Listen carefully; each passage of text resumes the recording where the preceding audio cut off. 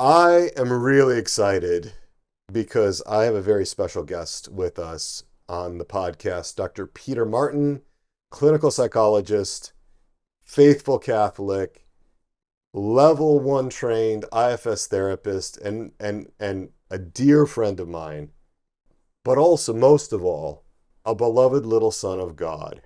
A beloved little son of God. And he is with us for episode 153, Attachment and Learning How to Love, here on the Interior Integration for Catholics podcast.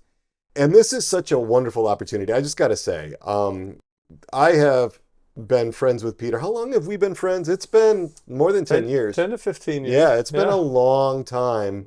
And, this goes back to when you were an intern, right? Yeah, I think it was my internship year, 07, 08 maybe. So I think we met at St. John's University. At St. John's. Society of Catholic Social Scientists. Yep, in New York. That's right. In Queens. Right. Back in the day. So just a little bit of background here on this podcast. What we're doing, the reason we're having this episode, the reason we have this podcast is to really help you to embrace your identity as a beloved little son or daughter of God. Really, that's what it's all about. It's all about you embracing your identity as a beloved little son or daughter of God. And there are so many things that get in the way in our formation. Yes, in our intellectual formation. Yes, in our spiritual formation, but also in our human formation, the basic human formation. And one of the reasons I'm so excited that Dr. Martin is with us today is because he's an expert in that human formation.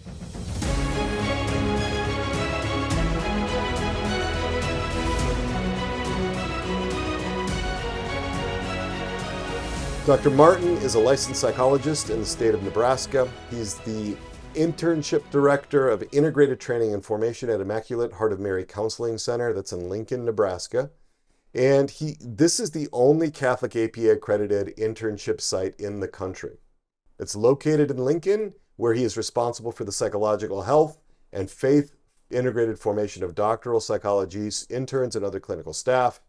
He provided counseling services from 2012 to 2013 and in 2020 to seminarians at the Institute for Priestly Formation. That's in the summer program in Omaha, Nebraska.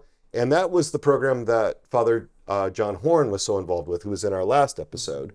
Yep. He served on the executive board of the Catholic Psychotherapy Association from 2013 to 2016. He's also served on the board of Witness to Love, marriage preparation, and renewal ministry since 2015 and helped them to develop their virtues-based and attachment-focused workshop and curriculum. So his areas of interest include supervising therapists in faith-integrated and trauma-informed treatments of psychological disorders, marital therapy, forgiveness therapy, treating attachment-focused implicit God image problems, and in the social scientific understanding of religious conversion. Dr. Martin and his wife, Larissa, have 3 rambunctious children. His family owns a 13-acre homestead that has chickens, turkeys, guineas, 6 Dexter cattle, and an Arabian horse named Lucy. So, without any more further ado, so good to have you here, Dr. Peter Martin. Thank you, Dr. Malinowski. Yeah, it's an honor to be here too. And we've gone back so far, and this human formation series has gone back quite a bit. And so it's an honor to be here, especially considering all the people that preceded me. Thanks so much for having me. Well, it is a pleasure to have you to close all of this. And as I was thinking about how do we end this series on human formation, the last 3 episodes, you're going to be like my key point man to bring it all back together, to kind of tie up some loose ends and so forth. So as we were discussing these episodes, got really excited about that. Yeah, great to be here. So, where do you want to start? Let's just get going in it. Yeah, no. As I've because I've listened to pretty much all of the human formation series, and in fact some of them multiple times, just because they were so good. But one thing that kind of stood out to me is doing human formation well requires having all the formation domains in mind at the beginning.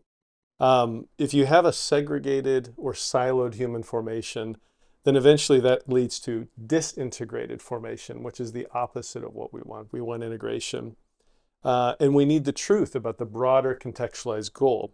So there are many forces that can pull us away from that. And so I wanted to kind of give an example. Dan Siegel has this great kind of example where he says, if you just take hydrogen separate from oxygen and you look at the qualities, right, and how they function and so forth, and you think that you can just take those two separate kind of things and then know what it's going to be like when they get together. It's going to be a problem because water, H2O, has many different qualities and properties than those two separate molecules. Well, yeah, I mean, hydrogen, oxygen, both highly flammable, for one thing. That's a good point. That's a very good point. Whereas water, we use that to put out fires, right? Exactly. So such an interesting, I've not heard him say that. And so that is a fascinating, hydrogen, oxygen. In other words, we're talking about integration again. We're talking about integration. It is. Hence the podcast name. Right. Exactly. Yeah, and I think that integration, Peter, I think that integration, it needs to be not just theocentric, so not just God-focused, but specifically Christocentric. It has to be about with Christ at the center. And by using Christ at the center, or having him at the center, it means Trinitarian focused. And so why do I see that? Why do I say that? Because we know that Christ is the true man. So if we're looking at human formation, he's the exemplar of what a human being is. And the natural needs to be connected to the supernatural. We need to know all those components before we even take step one in some ways, right? It's really important to kind of go for that. Probably the most cited words from the Second Vatican Council's documents comes from Gaudium et Spes, the church, pastoral constitution of the church in the modern world. And it says that the truth is that only in the mystery of the incarnate word does the mystery of man take on light. Christ fully reveals man to man himself and makes his supreme calling clear. So he reveals us to us. That's so important. So though he was fully divine, he's also fully human, and he's a divine person in the exemplar. So it's not enough just to know Christ and his humanity. If we don't know him, we don't fully know ourselves and our humanity. To not know Christ, the God-man, is to not fully know others and their humanity. And to not know Christ, the divine person, is to not fully know God and our supreme calling to him. So the idea would be formation at the human level, at that human domain, needs to have a vision, needs to have that kind of Christ-centered vision. And I love this Christocentric quote from C.S. Lewis, one of my favorite authors. Probably the people listening, probably one of their favorite authors as well. He says, I believe in Christianity as I believe that the sun has risen, not only because I see it, but because by it I see everything else. Yeah, it sheds light on everything that we could not have had without it. So this idea, and I've been reading about this, you've been reading a little bit about this too, this idea that Christ as man, like that, actually this is the Franciscan thesis, right? This idea that he was going to come to earth in the incarnation one way or another. It wasn't dependent on original sin, right? That he was going to come because we needed him to complete us, even in the Garden of Eden, even before the fall, prelapsarian, all of that. That he was going to take on our humanity. He did take on our humanity to show us the way, because he's the way, the truth, and the life. That's right. Yeah, I think, and I know there's differences of opinion on that. I know some Thomistic circles may not agree with that kind of statement entirely, but I think there's a lot of wisdom to it. And I think that if he wants and he wills our highest good, if he wants our total human flourishing, it does require that supernatural. That is where we are most human, is when we have the supernatural graces. That's us being human beings at the highest level, ultimately in the beatific vision in heaven. And so with that kind of at the outset, that kind of changes things than saying we're just simply fancy apes or fancy monkeys, right? It changes what we focus on. It changes the way we work with them in formation and so forth. So why is human formation necessary at all? Why don't we just jump right to spiritual formation? The main reason, or one of the key reasons of why we need human formation, Peter, is because if we truly believe that grace informs, transforms, and perfects nature, if we really believe that, I think there's a correlate there that grace informs, transforms, and perfects nurture. But if the pathway of grace is so crooked, like let's say that the human nature, so to speak, is crooked or whatever, if I'm trying to shine a light to the end of this tunnel and there's all kinds of crooked kind of corners and so forth, that light can't get through. And so with human formation, the idea is to do kind of like what St. John the Baptist, I know he's a patron of souls and hearts, is to make those pathways straight. And so then there are fewer obstacles to that light being shined into the human person and transforming it. All right. So that's kind of the key. And that kind of gets us back to, in some ways, what brought us here. I know when I first spoke with you about this excellent series, you had told me to make sure I listened to this one podcast that you had done and looked at the real kind of underlying reasons why you wanted to focus on human formation so much. Is that 131 on I God's role in your human formation? Yeah, I think that's accurate. Yeah. Okay. Exactly. Yeah, and so this kind of gets into, Peter, that you started off, you said human formation is the basis of all formation, according to St. John Paul II. Yeah, that's Pastores Dabo Vobis, yeah. Exactly, Pastoris Dabo Vobis. And one of the things you'll read throughout, like in the church's documents, I haven't read the most recent one released by Pope Francis on integration and so forth, but one of the things you'll see over and over is when it comes to human formation, you'll hear this word, affective maturity. Yeah. Yeah, you'll hear this over and over. And though human formation is more than simply affective maturity, right? It's kind of the matter of the human person and how that work operates. It is such an important piece. Now, affective maturity, you could say, is a person who's able to respond in a calm, compassionate way, regardless of the situation. They can respond in a prudent way, so the right response to reality, ultimately. And one of the things that stands out to me about that, and we'll get into attachment theory more later, but if we just get into internal family systems, they have a number of ways to kind of work with developing self-leadership. And I would say the outcome, one of the major outcomes would be affective maturity if a person is truly self-led and integrated.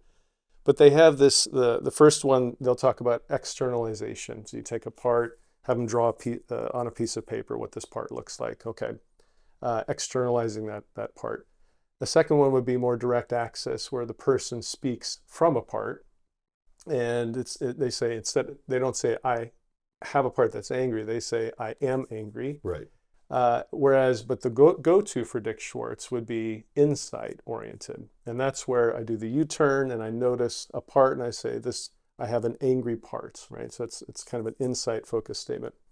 Now, if we take that kind of focus, let's expand that to the interpersonal domain. So that's intrapersonal.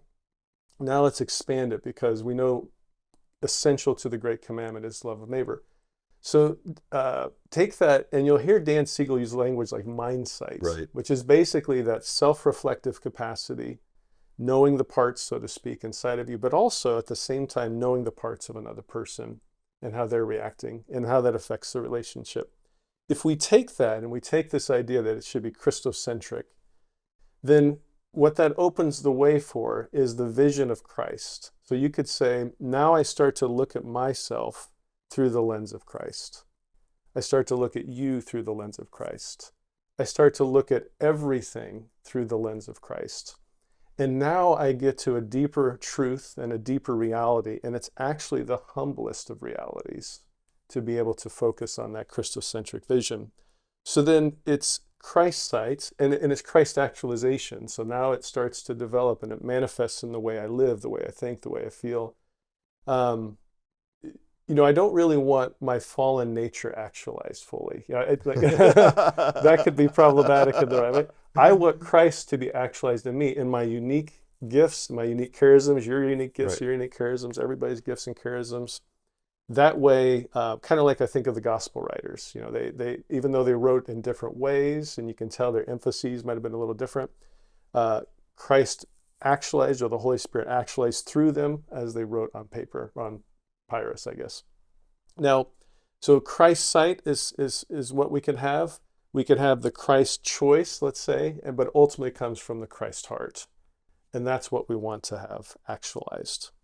So that image I'm thinking now about the image I put in episode 134, which was the mathematical model.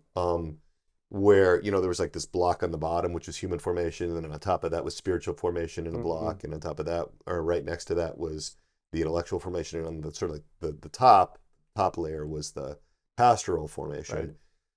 This is actually much more integrated. That was sort of a representation to try to understand sort of like a progression, but yeah, we're seeing this Christ infused in all of these. Not just located in the spiritual formation, for example, or the pastoral formation, but also in the intellectual and in the human. Absolutely. Yeah, one way to think of that, what you're saying, I'm glad you're pointing that out.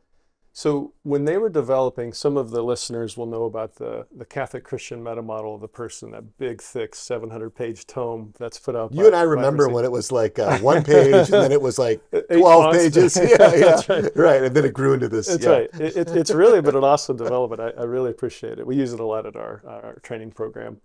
But one of the things that stood out, they initially, as they were developing, at least from my recollection, they had those 3 kind of more theologically focused. So reason aided by faith and revelation. And that would be created, good, fallen, yet redeemed. But then the later ones, they basically said you could deduce from philosophical reasoning, more or unaided by Christian revelation. The way they write it now is it's Christian philosophical premises. It's not as if it's unaided by Christian kind of approaches, but it's actually aided by it, because it can easily go astray. I'm thinking of Aristotle's notion that, you know, an error in the beginning translates 1,000-fold in the end. You want to make sure you're on the right focus, the right path from the get-go. And that's kind of where the Christocentric focus is going to help provide. And we need that. We do, absolutely. We need that. Yeah. I mean, that was one thing, that's one place where we depart from Richard Schwartz's approach, because he had this purely subjective phenomenological approach that he advocated, where he was going in tabula rasa, blank slate, you know, and what you get as far as the sort of the anthropological underpinnings of IFS is whatever his subjectivity informed him of, right? Like so, but we have an advantage because we actually have divine revelation, and so anything that we do on this podcast or in Souls and Hearts, or you guys, you know, working over at Immaculate Heart of Mary, the Counseling Center, we're harmonizing all of that to be firmly grounded in an authentically Catholic understanding of the human person. Absolutely. Yeah, and it's a great point about Dick Schwartz, too. Even though he's brilliant. His model is wonderful in the applied setting, especially. It's so good. But theoretically, he still is projecting some of his stuff onto his model. And you can sense his aversion to the Christian themes. He says it. He'll actually write about that in introductions to a Christian IFS model. I saw him write. So you can sense that there are parts that come up when in certain areas. And he owns that, actually. He does. Yeah, which is a beautiful thing. Right. And so but so that's where I would say that we have such great advantages.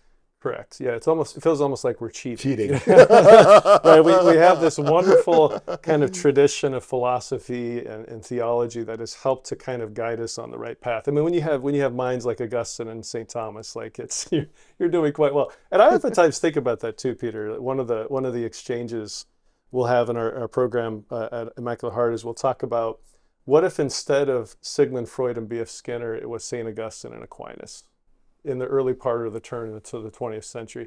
How different would we be practicing psychology today? I think it would be very similar on many levels, but the emphases would be very different. I think the way we do treatment planning would be different.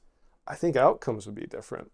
And so so it wouldn't just be a purely secular mental health improvement. It would be, that's good to have mental health improved, but also is there a way to do spiritual growth as well throughout this? And so I think you can do both and.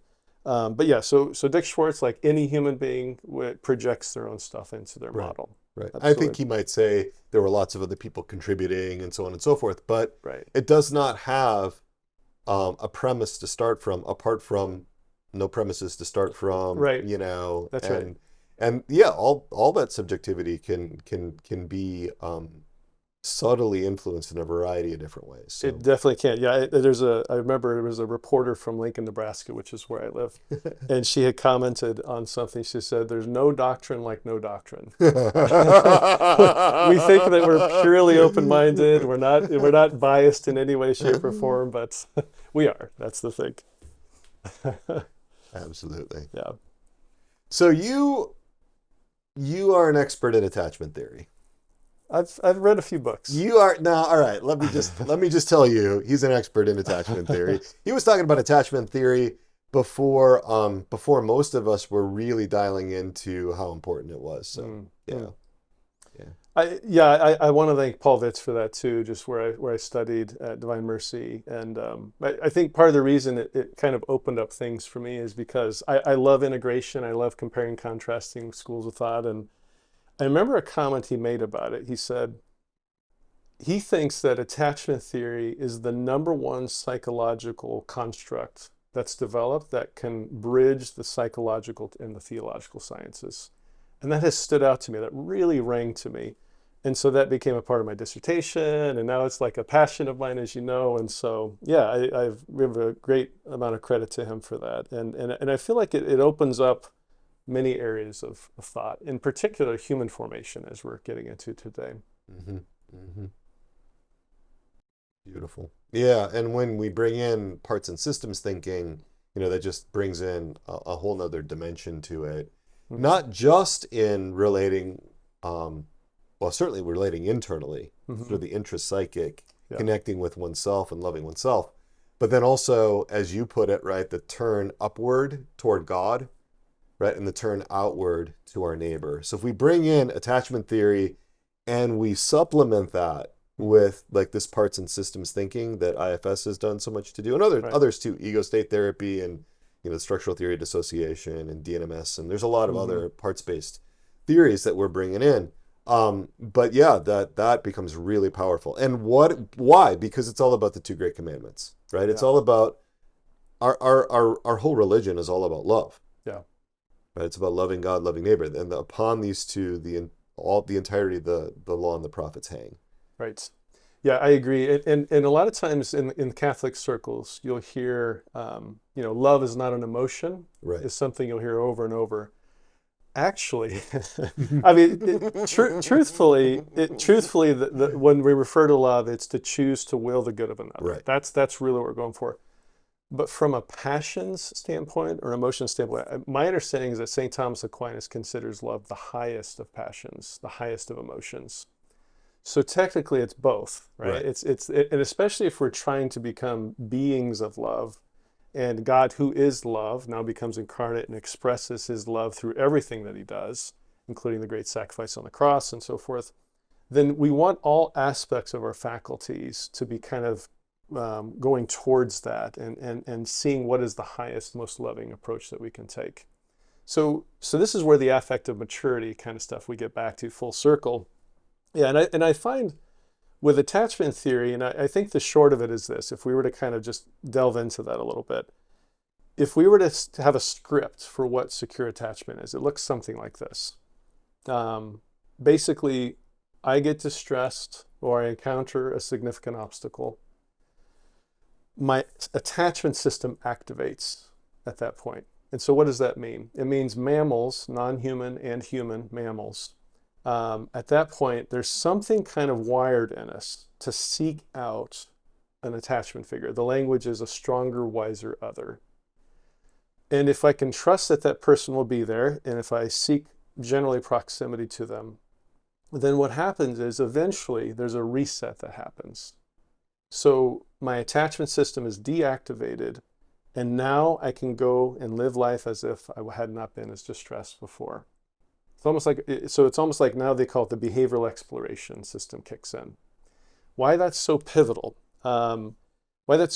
Is if I can do that not only in terms of my relationships, let's say with my children, if I'm their attachment figure, or my relationship with my wife, or my relationship with God, that means I can live a life of peace.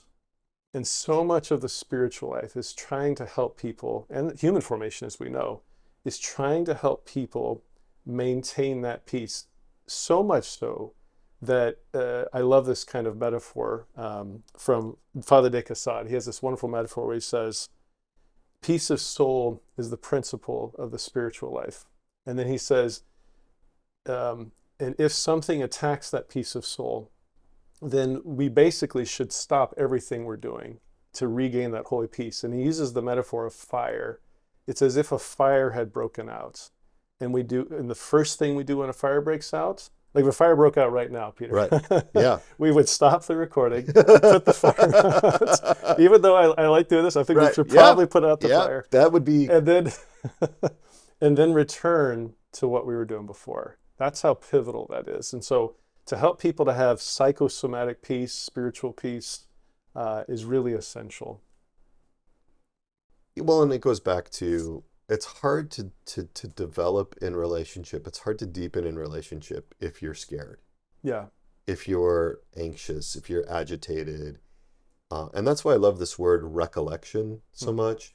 It's sort of like if you're not recollected, you know, then you can't be fully present. No. To the moment, to the person, to God. No. So. No, and they're starving for that. Like most people really want that presence, that intimacy. They haven't gotten it very often, a lot of people, unfortunately. But yeah, they're craving it just by nature. And so for us to provide that internal presence, so we're aware of our parts, we're aware of other people's parts, we're present to them. It's such a healing kind of source of life, definitely. Yeah, one point that you had brought up in a previous talk, I keep forgetting the podcast number, but about how there's a wealth of information from secular sources. Now, attachment theory, it's part of the reason I'm really drawn to it is I love science and data, as you know. One particular set of studies that kind of stands out to me, there's a guy named Alan Sroufe. I think he's at the University of Minnesota, he might be emeritus professor, but he began a longitudinal study around about a year after I was born. I think it was like 1976. And he basically they started, well, a number of different places, but they had women who were pregnant and they did adult attachment interviews. And basically they were looking at how did they think back to their childhood and was it secure or insecure. Then after the baby was born, they did a strange situation procedure to see at about, let's say, 18 months or so of age, to see how secure or insecurely attached they were. And the correspondence on the attachment security level of the mother when she was pregnant and the child at about age 18 months was very high. And so the idea is like, that's how that stuff gets passed down. Now, again, not just the mother by any means, but the mother does play an important role in that. Yeah. There are other factors, the father, environment, you know, but nonetheless, it was a fascinating thing. And that transformed the state of understanding developmental psychology, because they found that even with resilience, Alan Sroufe will say things that resilience, he says, yes, it's true that these are some people that are resilient, but he says if you look back at their history, and if you would have studied them when they were an infant, chances are they probably had a more secure history than some of the others that aren't resilient. So it seems to play a big role at an implicit level. Now, you know, for those that are viewing, one of the things to think about with attachment is just this circle of security. And this will play out as we talk about human relationships and our formation, because human formation, in my estimation, is best done not only in an intrapsychic way, of course, but there's these close dyadic relationships with a formator. Someone who, you know, is like an attachment figure. Maybe they can feel a little bit like a father figure. I've had a few of those in my life at key points. Otherwise, I probably wouldn't be here right now with you. But they were really important for me to kind of stay on the path and to continue forward and remain secure. But the idea is that if you think of a circle, and on the left hand are these hands, and they basically provide two major functions, let's say. When a person's distressed, they can turn back on the lower part of the circle, turn back to the hands on the left side, and they can help the person to have their feelings organized. to help them make sense of their feelings, to help them feel safe and comforted, and all those good primary conditions of attachment security you've We talked talk about. about those a lot. We Yep. talk about them a lot because that is a paradigm I think about many times, pretty much most clients. And then once they do that, once that's done well, the reset happens, and now they can go out and enjoy things. I want to tell one story about that. I have a son, and so my oldest son, as you know, he had cancer when he was very young. I think he was doing chemotherapy about 2 weeks before his first birthday. So it was just a tragic thing to see from a parent's standpoint, and the poor little guy. But I remember just reading, trying to figure out how do I help him to calm down, because you got all the medical trauma and you got all this other pain he's going through, and he had more pain in the first few years of life than most of us have had the first 10 or so. But anyway, one of the things that I remember reading is this guy Peter Levine had said, he said, what parents oftentimes do wrong is they don't spend enough time in the safe haven position. When their child is distressed, even at a young age, he says, we'll look at their cues, their nonverbals, but then what happens is we kind of think they're okay and they think they're fine to be put down, but then we put them down and they want to get picked up again. And so he says, what he recommends is that let the child determine when they're ready to be put down. Because the idea is that they've come to us because they're feeling unsafe, insecure, and now they turn to us. And if I hold him long enough, and I noticed this when I started working with him, doing this more this way, when I would hold him, then what happened is he would literally start to get bored with me. And being bored with me is a good thing. So that what would happen is his eyes started turning outward to the environment, and where's the toy, and where's this, and where's that. So his attachment system had deactivated, his exploratory behavioral system, if you want to call it that, had activated, and now he wants to go play. Wonderful. That is kind of the beautiful thing, and that can happen thousands of times over the course of a child's life or a person's life. And so what does this look like? Because even when we're saying like human formation doesn't fully happen until we're able, at the age of reason, and you can start turning inward, whatever. Right. Attachment theory would say integration begins in that dyadic relationship. Now it's already there because we're made in God's image and likeness, we have a self. But when it comes to that integration, human formation is really nurtured in that attachment relationship. That's why when you see some things like people that have severe dissociative disorders, like dissociative identity disorder, which has been studied in 3 or 4 continents, it's about 1% of the population walking around. What they say is that it's less like they have like a shattered glass with lots of fragments, and there it is, but it used to be a full plate of glass or mirror. It's almost like that those pieces were never put together to begin with. Right. And so it was already disintegrated, fragmented self, so to speak, and parts and so forth. But even though the self was there and it's unified, it's the image of God, but the way they experience their parts is very different than the rest of us. Now, Peter, you had another point. I'm just kind of going through the list here. I really liked your points. So many of the spiritual problems are spiritual consequences of human formation deficits. I like this point a lot. And this is something I know you've seen in your clinical work. Right. Oh, yeah. Theoretical. Right. There's a lot of information from the psychodynamic world looking at God image and how we project things onto God.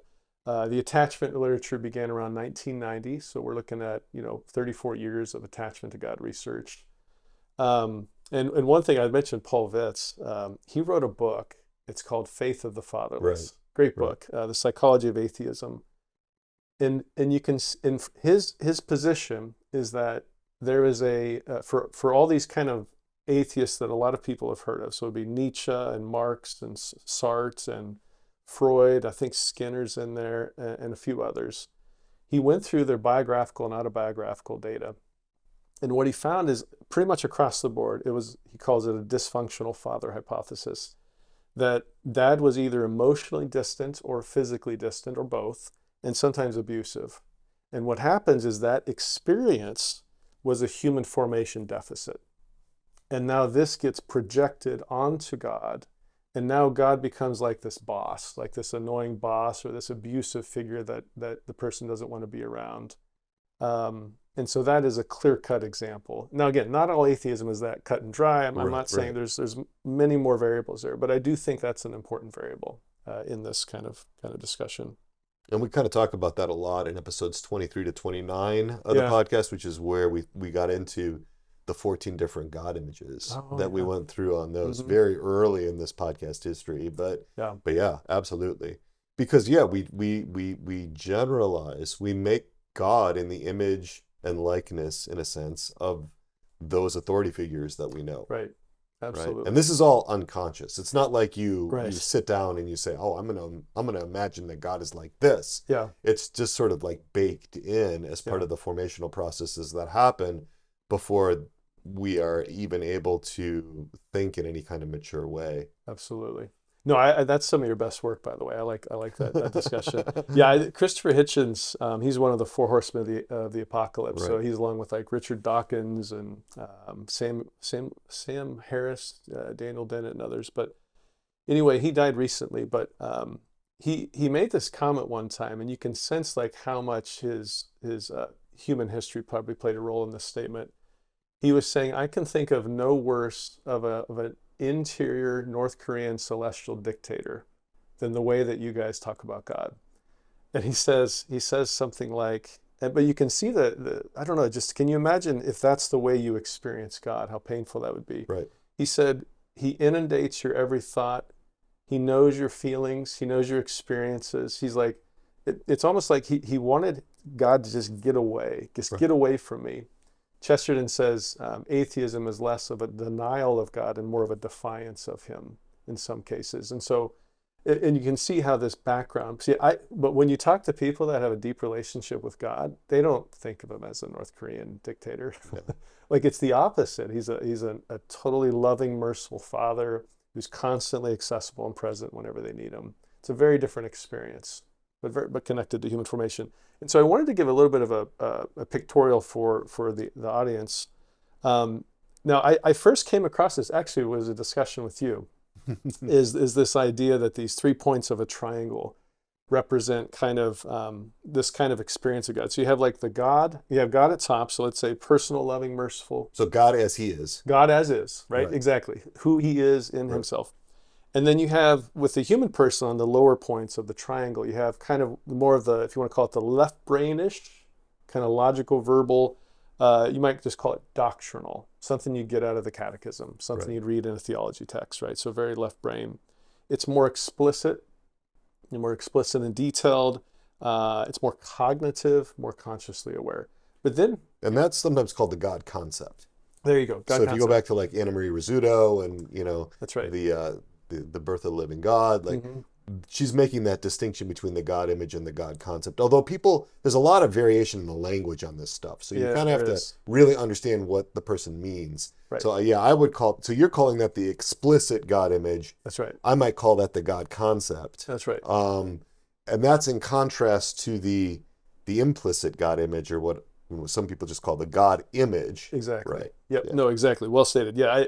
And some will just call it compares doctrinal versus experiential. Right. Now, whether or not that covers all the bases, I don't know. But yeah, implicit God image, more right brainish. And by the way, this is what more right brain would be what some would call the seat of the unconscious. Okay. Right. Attachment theorists would say more right brain experiences, social, emotional, implicit kind of thing. So it's more emotional, more non-conscious, more. It's kind of like what you know in your bones. Yes. Like this, and that's often, not even available in conscious awareness. Right. Whereas the more doctrinal or explicit or the God concept, that is what you choose to believe, in a sense, right? It's what you profess to about God. Correct. Right. Yeah. No, exactly.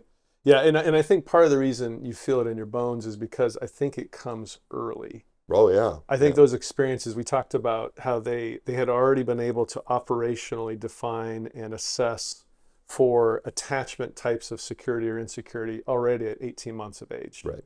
Right. So even before they could talk.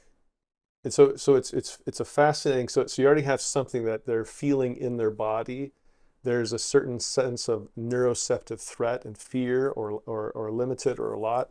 And so this stuff, because so much of the infant's life is connected to the mother and her responsiveness and the father and his responsiveness, it just makes sense that especially in Christianity, more so than other religions, but especially in Christianity, which is such a deeply personal relationship. It's not like a distant figure or a distant force like in Buddhism or something. It would make sense that those attachment dynamics would be more active and projecting onto who God is. Absolutely. Now, what happens with many of our clients is you have this kind of a triangle, right? So one thing about the previous one is ultimately we like the doctrinal and experiential to match on that point. So if we can get it up right at that top point of the triangle, that'd be awesome. Where So all three are the same. All three are the same, exactly. Right? God as he is, the doctrinal understanding, that's some intellectual formation there, right? It's like just catechesis or whatever. Like we understand intellectually where God is and who he is. I mean, to the degree we can as finite human beings, right? But then we also feel it. Yes. Like we actually, it's like in our bones. That's right. At that level. Absolutely. Yeah, and I can't remember if John Paul II, if he says subjective objectivity or is it objective subjectivity, one of those two, but they kiss. And ultimately the idea is, can they get it up to the very top point, all three at once? Does it all come together in one point? Yeah. Exactly. Yeah, that would be bliss. That might be beatific vision, perhaps, right? So probably not in this life, but one thing that you can do with this is take a look at what we see with our clients, for instance.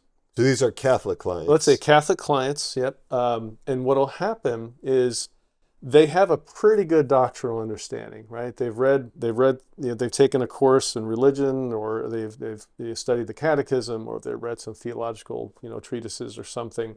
So their understanding of God is pretty much in accord with who God is, right? Very much kind of what Orthodox Catholic teaching would give us. So that God concept, or that explicit God image, is tracking pretty closely. Pretty close, yeah. Not perfectly in their own mind, because they have their own biases and distortions and everything. But then what we see is their experiential is very far off, right? And so where God would be someone to love and to desire to be with always, some are terrified of him and want to escape him.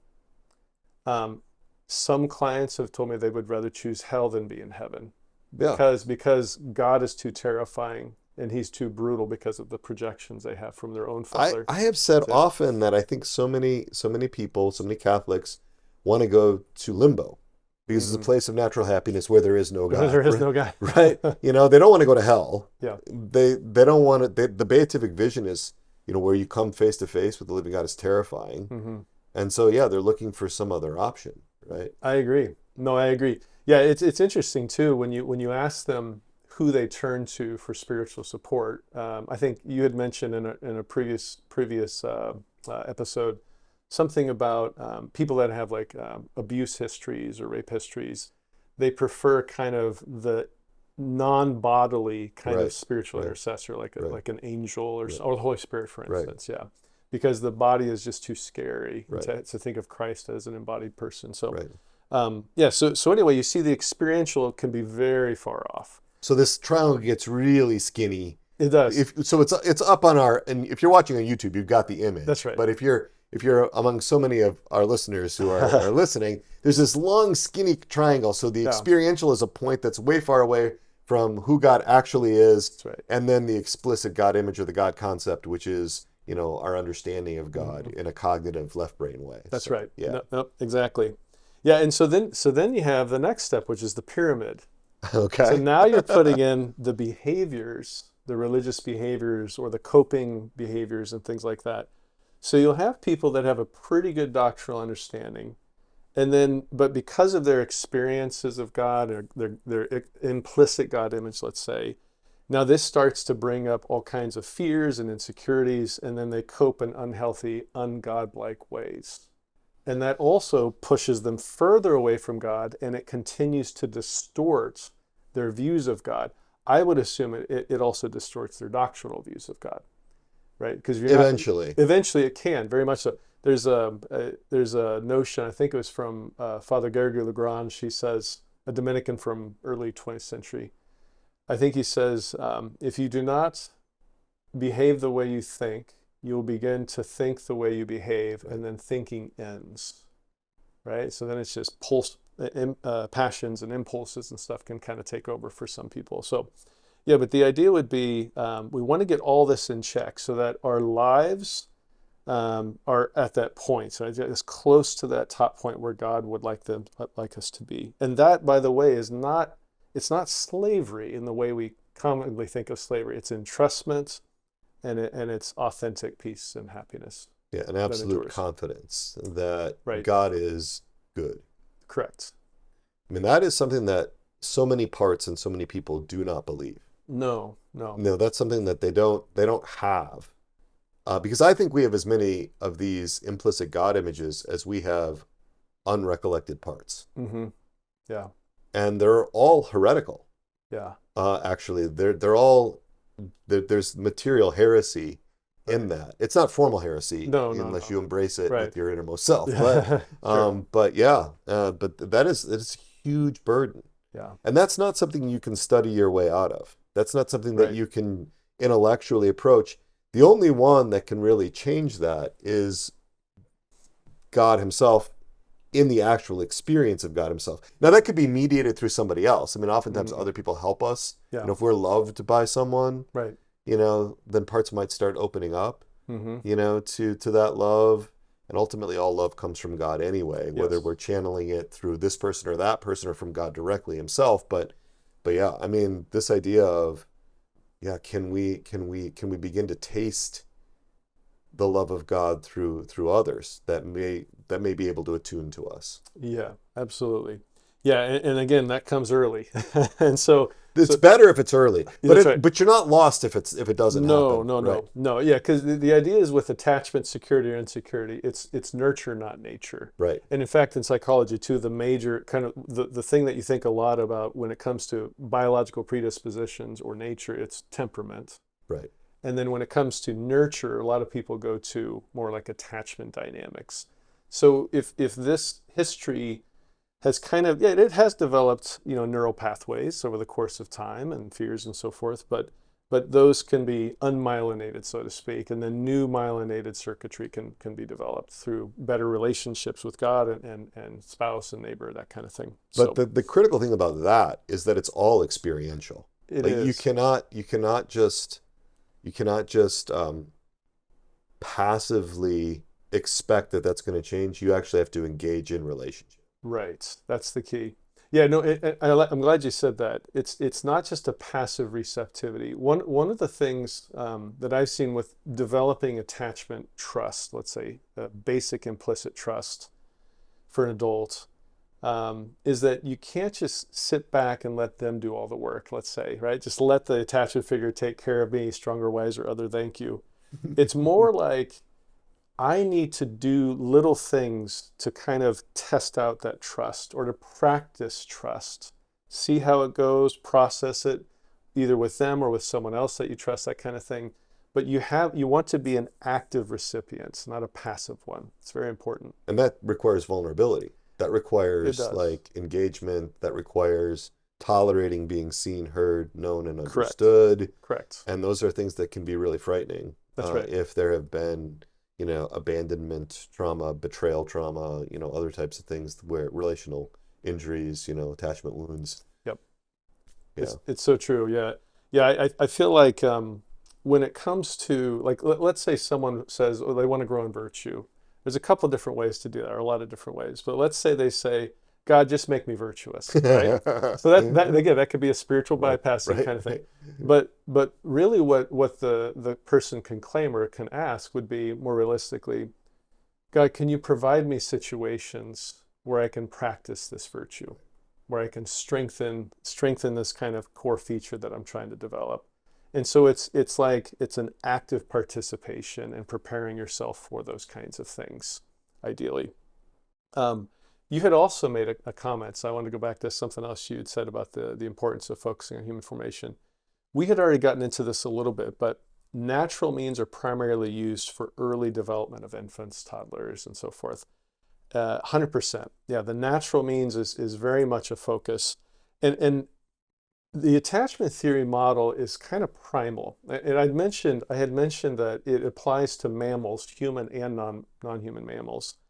So it is kind of primal there. And so even that language that you'll hear of dependent rational animal, which is a kind of way of understanding the human person, I think from like polyvagal standpoint, it would be more like dependent rational mammal.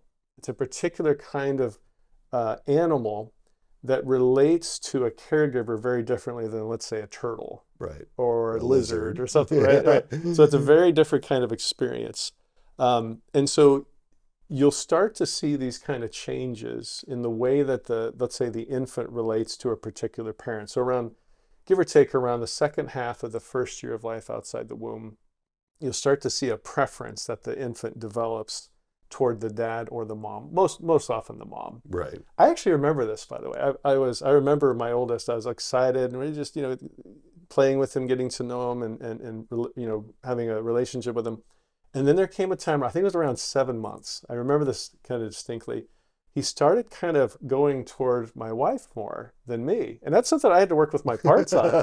It's a natural process, right? yeah. But I had really enjoyed, but then all of a sudden it felt a little bit to a part of me Right. like it was a rejection or Yeah, something. yeah. Like, he's an infant, Yeah. So that's something I Right. had to work out in my human formation. One other thing, Bishop Barron has this really interesting take. He says when he's evangelizing, he looks at the three transcendentals, and he borrows this from Balthasar. But he says, lead with beauty.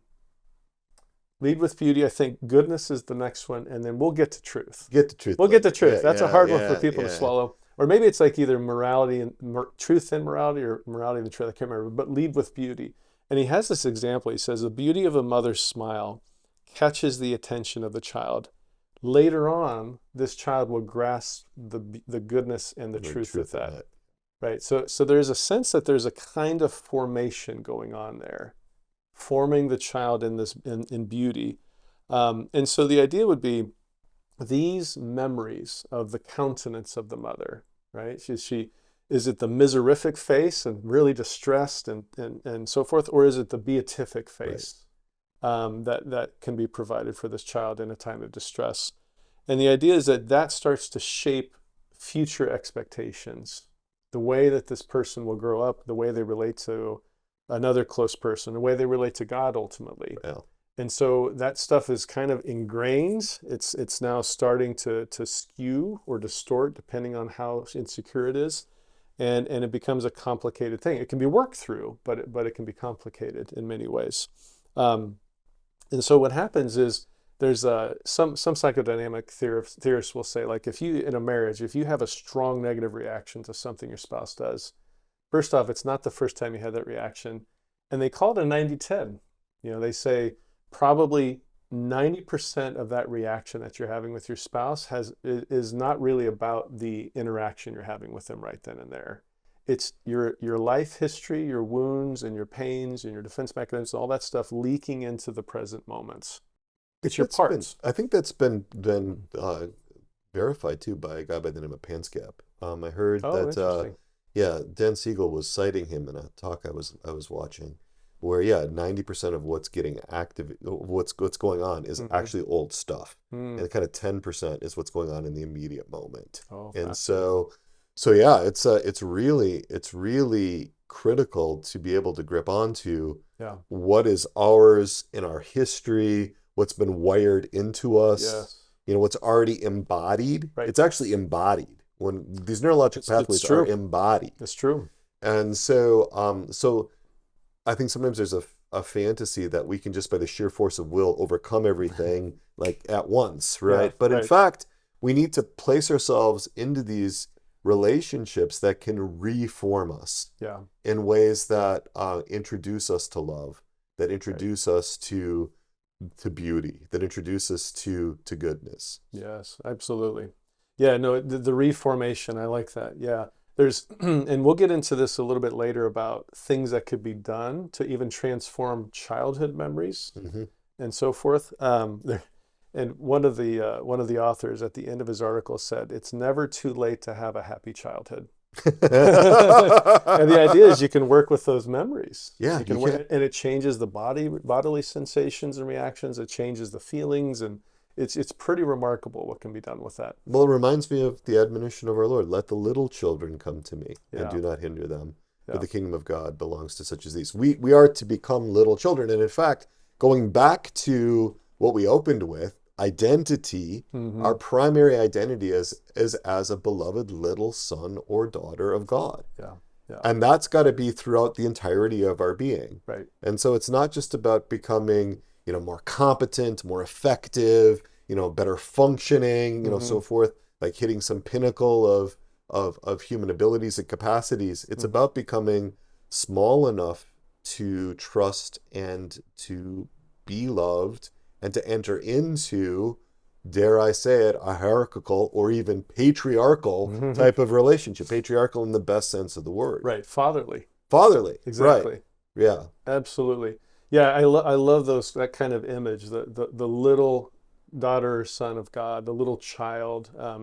I oftentimes think about even, toddler or something, like Right. really, Right. really young. And especially when they do this kind of work, again, we'll get into it more, but they initially kind of have the person think about age 3 to 5, Yeah. right around Well, in, there. in that statement, right, let the little children come to me, the Latin is parvulos, Hmm. little children, which is a diminutive of parvus. Parvus is the Latin for little child. So we're like saying little child. Oh, I got you. So it's Yeah, not that makes sense. it's not a 10-year-old. Yeah. We're talking about toddlers. We're Hmm. talking about children that, have the capacity to connect and to reach Yeah. out like kids do. Yeah. But young. But for people, I totally get it. If people have had really bad relationships, had Hmm. bad experiences, or have unresolved trauma, they're going to be protector parts that want to repudiate that. Right. That say absolutely not. That was not safe then. It's Yeah. not safe now. We are never going back to that level of vulnerability. We're Yeah. not going to be, we're not going to be harmed again. Fool me once, shame on you. Fool me Hmm. twice, shame on me. That all of that Right. makes it very difficult to trust that God is actually a loving Father. Yeah. No, and the little child, that statement you made about the Latin, Right. that's really intriguing to me. So one of the things, I don't have favorite children. I love my children equally. I do have favorite ages. Whatever you may, I do like them, give or take. If they could all just be age 5, 4 or 5. But one of the things when I was thinking about the number, the little children, ages 3 to 5. So one of my sons is age 5 right now. He's going to be turning 6 here real soon, actually, over the weekend.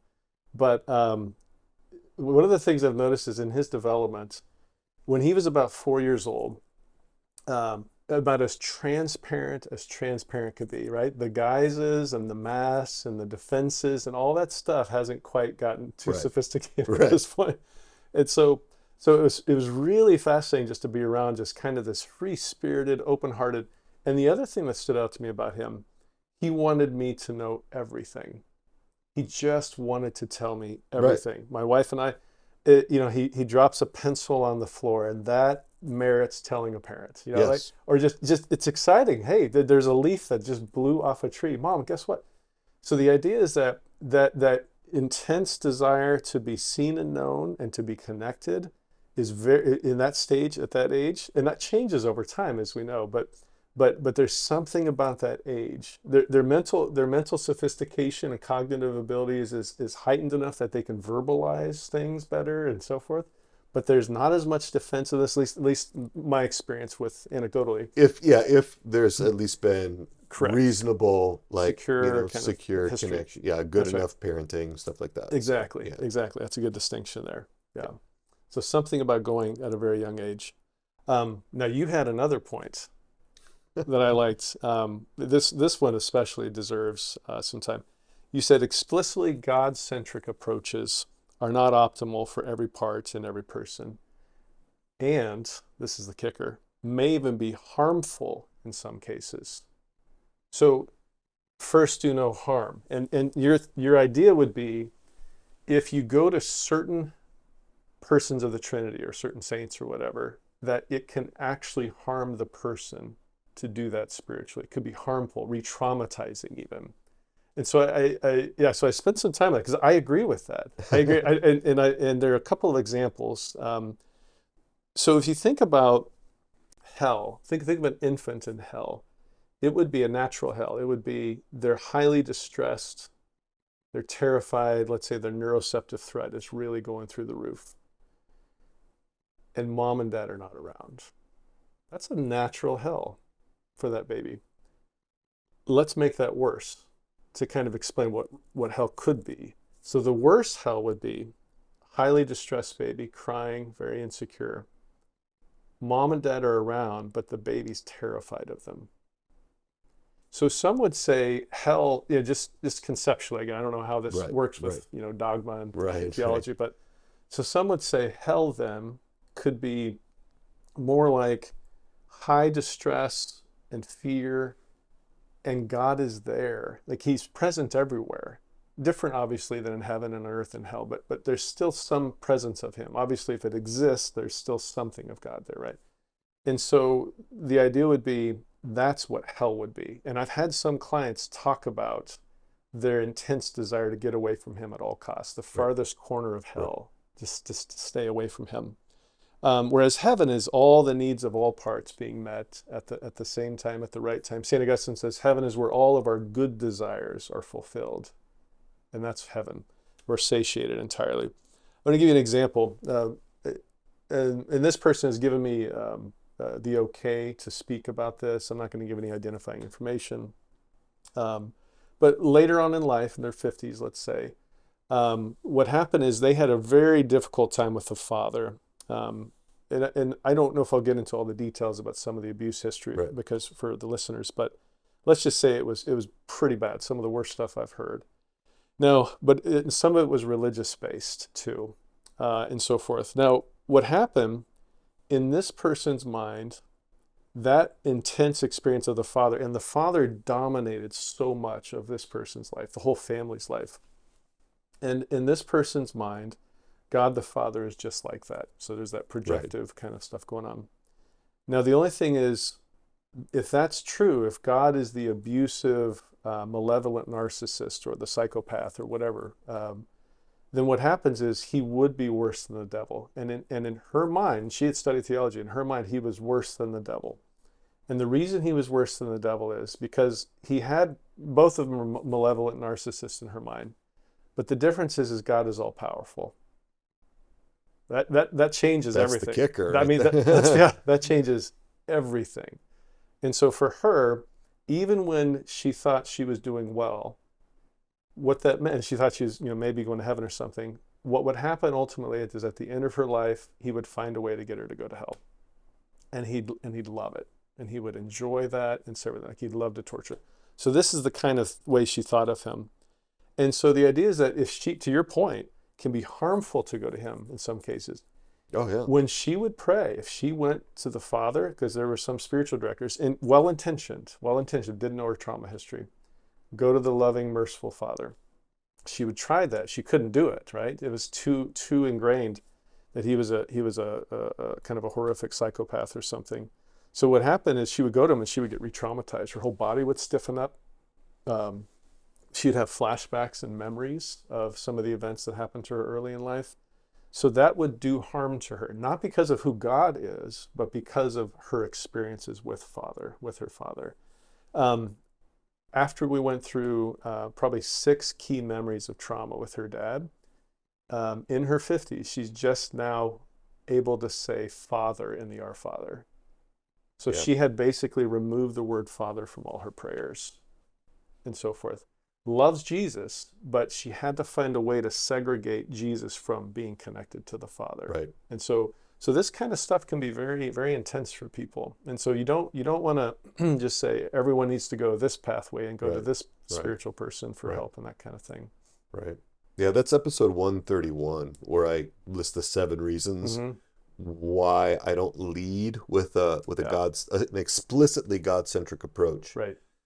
It reminds me of just, like some of Sherry Waddell's work of pre-evangelization. So when she talks about it, she's talking about, outside of oneself, right? Kind of like, and she goes back to, there has to be some kind of trust in someone or something that represents Christianity before you can begin the conversation about who God is. Absolutely. So to in that case, right, to experience you as a benevolent man, who cares about her and who's attuning to these experiences and to the distortions in human formation that resulted from them, Yeah. Like that begins to have the taste of who God actually is. Yeah.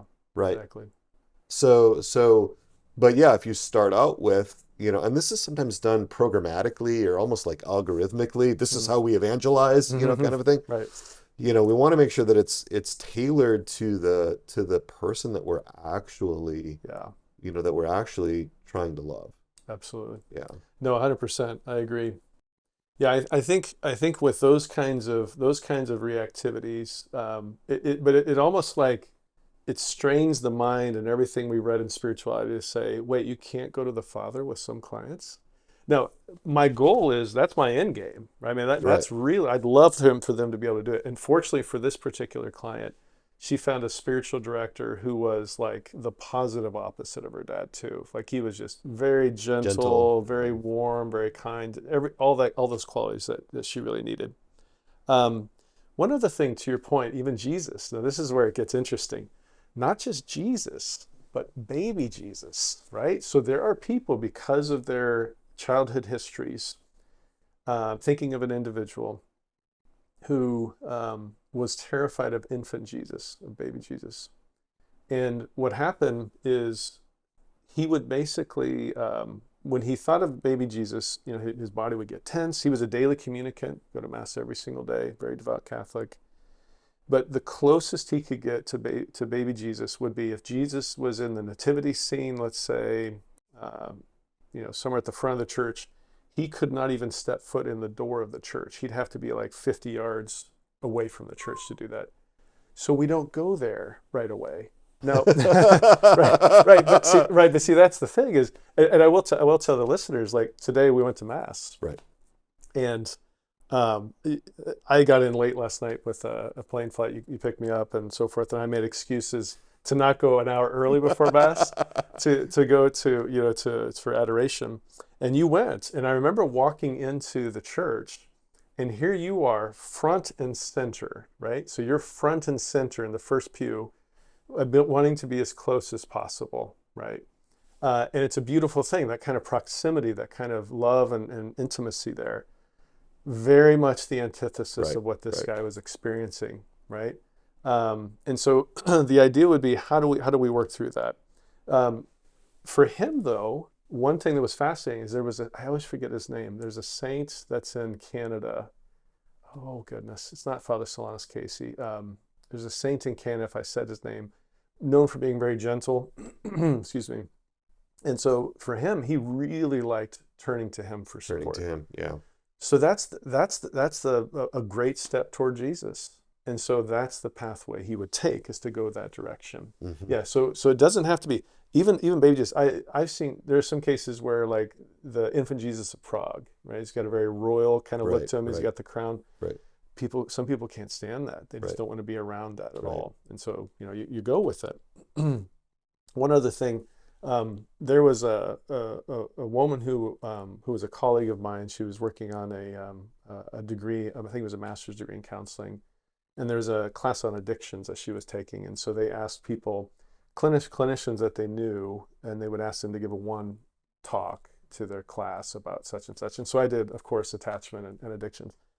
And I came in there knowing that a previous outside presenter had said she no longer does higher power in her 12-step work with clients.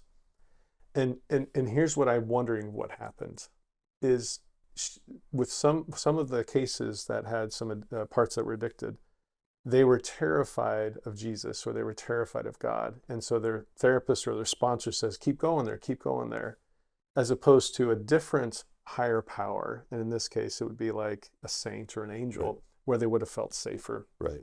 And that's where you can really unleash the power of not only the graces, but also that kind of underlying attachment security priming that goes with that as well.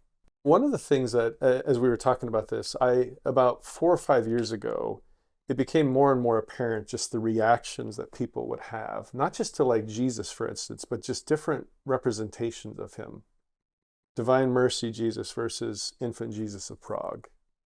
And so what I did is I put together a list of about 100 different persons of the Trinity, saints and angels. I tried to incorporate male and female, saints. I try to incorporate different religious orders and things like So that. these are all what I would call spiritual confidants, Correct. but what also might be called like spiritual resource figures, That's or right. so something like that in the trauma Yeah. world. Mm-hmm. Yeah. But these are all like actual persons Correct. that you could reach out to. That's right. That's right. Yeah. I've had a tough time figuring out what word I wanted to use to describe. I've kind of landed on spiritual intercessors or something, Okay. but I like confidence. Confidence is really good. But basically, it's a real person within the Catholic tradition, and then these are people that you can turn to during a time of distress or a time of consolation, Okay. or if you're just feeling unmotivated.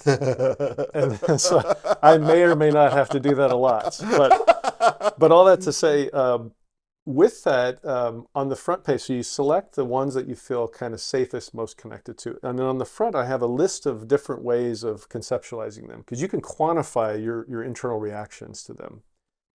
So I'm not measuring like the Holy Spirit. I'm not taking a yardstick, the Holy Spirit, and say, hey, he's 36 inches. but what you can do is you can basically measure what the spiritual encounter is like from below, from within the person's psychological experience.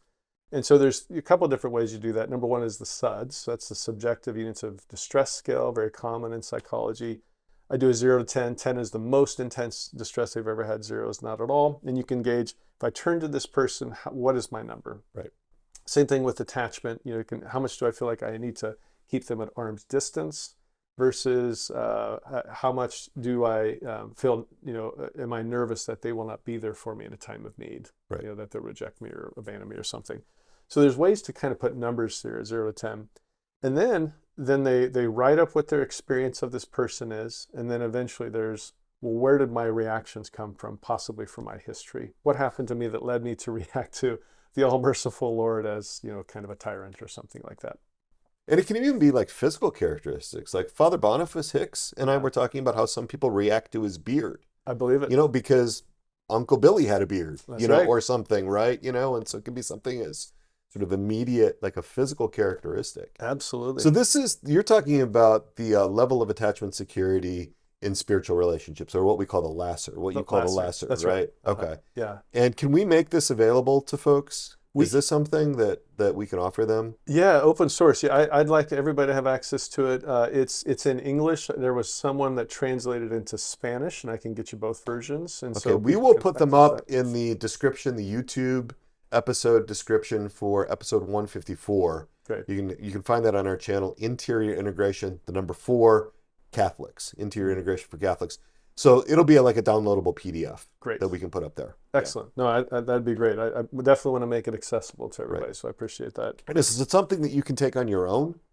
Or is it something that has to be administered by somebody else? No, the only caveat I would have is that if a person if there's a severe kind of complex PTSD history with a lot of abuse or something, then getting into the metrics and measuring things with these individuals could be a little overwhelming for them. You might want to do that with your therapist, but I'd say for the majority of people, there's user-friendly instructions and they can take it on their own. So yeah, I've seen this. I've not used it, but I've actually like kind of checked it out, and I think there's a great potential for this, for so many people to find actually on a part by part basis, like because one part might really resonate with Our Lady as a young girl. Yeah. Another part might be all about Saint Benedict. A third part might be about the Holy Spirit. A fourth might really resonate with the guardian angel. Exactly. Right? So exactly.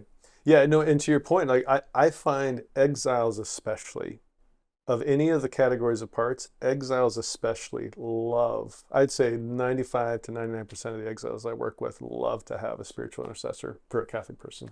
They really do. Managers, that's a little different story. They tend to be a little more dismissing and independent, but exiles tend to like it. So now, so the idea would be the attachment research on this is, and just to go back, part of the reason this is important, obviously from a spiritual standpoint, it's very important to do this, but from an attachment, what they call security priming standpoint, they do this fascinating bit of research. And what they do is they'll take a person, they'll look at their attachment patterns. Are they, insecure, dismissing, insecure, preoccupied, insecure, disorganized, or are they secure?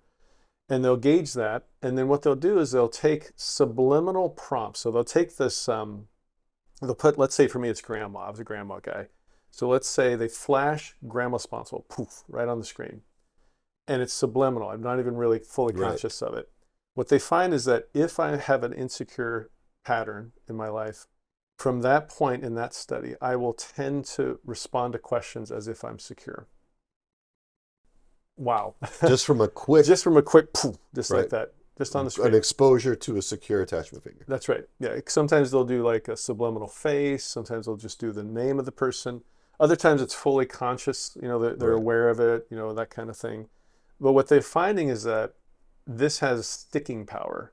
So the more that you do this, the longer the effect. So they found that in some research, it can be up to 30 days later by doing this repeated kind of recurring attachment security prime. So that's the natural substrate, I think, of how this opens up the heart for the graces through our spiritual intercessors. So, and one quick, there's actually, they're doing studies on this now with cortisol release.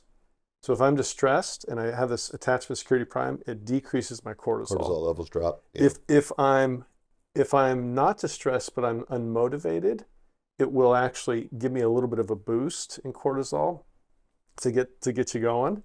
And the other thing I've seen is that it's kind of cool to share your joy with your attachment figure. And just one brief story, my daughter, she did Mary on the Mantle. My wife did Mary on the Mantle with her. It's a really cool marriage, show up with little cookies and stuff like that. But carries Mary with her. She's got a backpack and carries Mary around. It's really beautiful to see her and the doll. But what happened is she was telling me some kind of positive event in her life. And I said, hey, would you like to share that with Mary? And she says, sure. It wasn't even a question, right? And so I said, okay, here's what you can do. You can try it this way if you'd like. And so she went back to the memory. She's kind of feeling it in her body. I said, okay, now invite Mary to be with you. And so she did. And I just saw her face. Her smile just started increasing. And then I asked her afterwards, I said, how was that? She says, 100% better. So this is when she was probably about age 4 or 5. So it wasn't super old. Right. It can be done with kids and so forth. One other thing, in addition to that, we have done some stuff with measurements, and I know you've done this as well, kind of attachment to God the Father, separate from the Son, the Holy Spirit, and then Mary, non-divine Mary. Right. And part of the thing that kind of got me interested in that was I had a kind of a high-level Catholic in a particular diocese who I was seeing, and did those sets of measures, and I was experimenting. God the Father was secure. Jesus and Mary were disorganized, unresolved. You usually see the inverse, if anything, but that was fascinating. This is a person that prayed 4 or 5 times a day, had been doing it for years, but that underlying implicit attachment and security was still distorting her experience of these persons. And so really got me interested in that kind of approach. One other thing, there's another handout I'll do. The LASSR is for people that maybe have more amplified fears and more kind of struggles from their history. This one called the Spiritual Support Worksheet, 2nd edition, is something I think all of us could use. I know I think about it a lot. I use that whether you're a monk or a layperson, right? And the idea is that there are these key conditions to attachment security. And so drawing from ideal parent figure, from Brown and Elliott's work, which I know you're familiar with, the 5 primary conditions. It just looks at these developmental needs.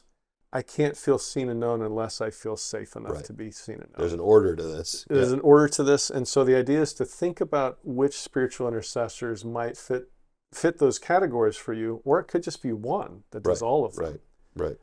I generally like to have male and female, so at least one male and one female. Sometimes it takes a family, more than that. But the idea would be have these individuals regularly. And if I feel scared, let's say I have an exile that feels scared a lot, I go to a protector figure. Right. If I'm feeling unseen, if I'm feeling kind of distressed, I can go to a nurturing figure. And so this kind of shows up on there. So it's called the Spiritual Support Worksheet, and I can have that available too. We'll put that up on the description of the YouTube episode for 154. Check that out there. Because I have actually seen this too. You've shared it with me a couple of years ago. I think I saw the first version, and then I saw the second version. That's right. So yeah, this is and what's great about these two things is that these are ways that people can engage on this without having to go to therapy, without having to be, Right.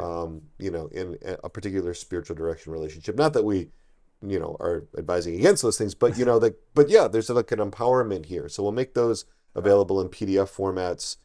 Yeah, because I think about this dynamic.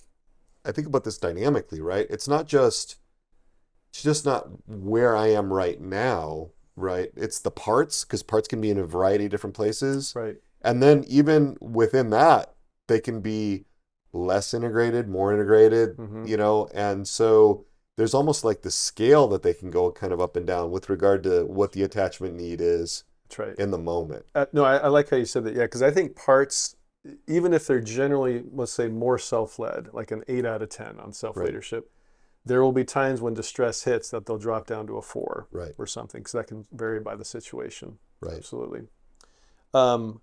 Yeah, one quick thing on that. I also have like icons for each of these. So I have like St. Michael's a good one for the protectors, and the delighters. I'm a Mother Teresa kind of, I like the grandma kind of figure, but she's the delighter. And so delight is one of those things that we probably have had the least growing up, unfortunately. Right. So that's the fourth primary condition of secure attachment.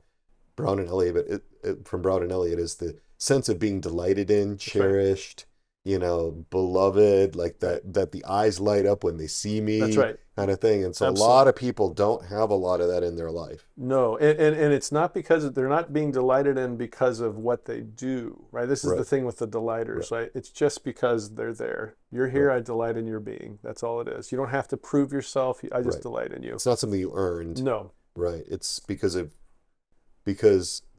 your being. Right. Right. Exactly. Yeah, and then one other thing from that, one other thing that we've done or developed is it's called the Holy Trinity and Mary drawings. And so the Holy Trinity and Mary drawings are basically using those key figures, but it's like draw a picture of yourself and each of the persons of the Trinity and Mary on the same page. And then we'll look at it over the course of 4 drawings, and it changes over the course of time and looks at closeness and proximity. And so we're doing that in all of our vocational assessments for priests, women's, men's religious, and just kind of seeing how that maps onto some of the self-report measures like the attachment to God inventory and things like that. So we're doing that. But the idea is we're going to try to measure that ultimately, maybe in artificial intelligence. We might just kind of put it in there and it'll be able to measure the proximity of the self to these figures changing over the course of time. And a couple things we've seen, I think it's okay to say, a couple things we've seen is that no surprise, Mary and Jesus are closer to the self generally than, let's say, the Father is. And generally the self moves, but not the figures in the different drawings. So it changes in terms of going further away, depending on distress level and things like that, or getting closer. And so just a couple of initial things, but there's ways we can gauge that. Yeah, so that's kind of all right. Well, we got to bring this in. We got to land this. What would you, if there were 1 or 2 or maybe 3, maybe 2.5 points that you would really want somebody to remember from this podcast episode? What is it that you would want them to go away with and hold on to, and remember? Yeah, no, it's a good question, Peter. I think. I mean, the first thing is just the pivotal figure of Christ in even something like human formation. Human formation, as with all the other areas of formation, should be Christocentric.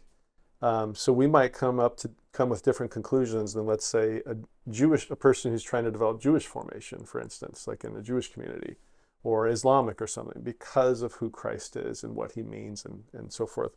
That'd be the first thing. It needs to be Christocentric. The second thing is very much what you emphasized in how spiritual problems are kind of rooted in the human formation, is that even if you've had struggles with going to the Father or going to Jesus the Son or to the Holy Spirit, within the Catholic spiritual tradition, and I would say endorsed by attachment theory and so forth, there's all kinds of options available to you. If you're scared of men, find a female, like a saint, female saint. If you're drawn to a particular spirituality, go to Carmelite or Franciscan and find someone there. Excuse me. But the idea is, once you find that person or persons, now become great friends. And the cool thing about great friends is that you can talk with them about everything. You can talk with them about your struggles with the Father. Right.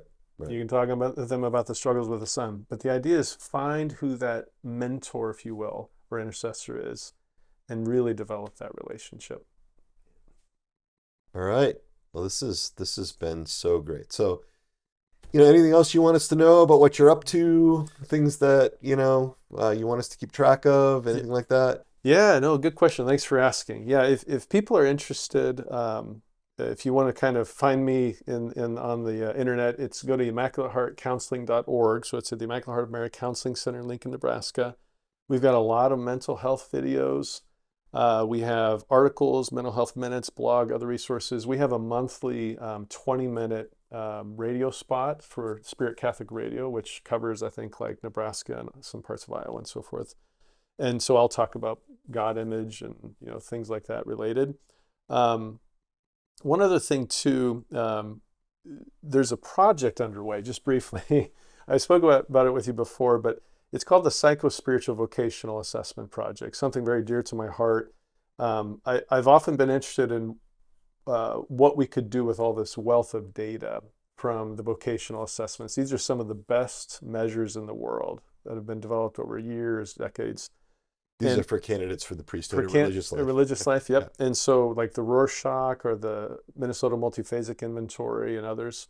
So if we could compile and aggregate all this data from different sites around the country, if not the world, develop some kind of a data bank or something like that, it would be fabulous, because then we can have updates and new things related to the differences we're seeing in candidates to the priesthood or religious life over the course of years. This would be a wonderful kind of feedback loop to formators and a source of great research potential. So that's called the Psycho-Spiritual Vocational Assessment Project. I'm kind of heading it with a number of other psychologists, and so really trying to get that going. And so keep us in your prayers, and we'll see where we go. Yeah, and if people are interested in participating, they can reach out to you. That's right. Yeah, reach out to me. I have our numbers. Go to ImmaculateHeartCounseling.org, and there's a way to contact us and just kind of mention my name. You can reach me at my email. I'm happy to get a pmartin@ihmcounseling.org. So pmartin, MARTIN, at ihmcounseling.org. Excellent. Well, I am also really excited, and because I have a particular devotion, I don't know what the right word would be, mission really, to work with formators. And you have been helping us out in the interior therapist community, which is now part of our Formation for Formators community. You are doing a Foundations Experiential group right now, and then starting again in March of 2025, we now have the registration up for these Foundations Experiential groups, and also the advanced group that you're doing, the Preparation for Transcendence group. These are very parts-based, grounded in a Catholic anthropology, understanding the human person, but really to help you get in touch with your own parts, for you to be able to do your own work in your own system with your own parts as a formator. Again, bringing in all of these resources in a variety of different ways. So all the details are at our landing page for the Formation for Formators community at soulsandhearts.com/FFF. So be sure to check that out. If you are a formator, if you accompany any other people as a therapist, for example, as a coach, as a spiritual director, as a priest, those groups will be starting up again in March. Availability is limited, but we are just starting to advertise those now. So I want you to check that out. The Preparation for Transcendence group, and you've done a number of these in the past for us, is that turn upward. So this is where we're getting into a lot of what we were talking about, as far as helping parts with their God images. Yeah. A lot of the Preparation for Transcendence group is about that. It's about doing the human formation work to shore up that natural foundation for a deep relationship with the three persons of the Trinity, with Our Lady, with other saints, across all our parts, so that no part's left out, no part's left behind. That's right. because so many times the spiritual development seems like it pulls a person apart because some parts are on board, but other parts are left behind. And we're looking for an integrated way of connecting so that we can love wholeheartedly, right? Loving with all of our parts, with all of our being, not with just the parts that our managers believe are acceptable or worthy of being in the shop window, right? In the curated image that we try to present to God. So I really invite people to check those resources out. Again, we'll have links to those in the YouTube description. You can find all of this stuff on our website, also at soulsandhearts.com. My conversation hours every Tuesday and Thursday from 4:30 p.m. to 5:30 p.m. Eastern Time. You can reach me on my cell phone, 317-567-9594. And at the very center of Souls and Hearts is the Resilient Catholics community. And that is our year-long structured program in community for folks to be working with their parts on all of this stuff. A lot of attachment stuff in there. And again, it's designed for you to be able to work through with others, with a companion, in a small company of 6 to 8 other people. You can check that out if you're interested at soulsandhearts.com/RCC. And we have our wait list up for our next cohort, which is onboarding, which will start onboarding in February of 2025. If you get on the wait list, though, we still may need some for our current cohort to fill out some companies. There may be a way to fast track you in, so just wanted to let you know about that. Check all that out, soulsandhearts.com/RCC. So, well, this has been wonderful. Looking forward to continuing with connecting with you in our next episode, which is 155. Let's go ahead and close this by invoking our patroness and our patron. Our Lady, our Mother, Untier of Knots. Pray for us. Saint Joseph. Pray for us. Saint John the Baptist. Pray for us.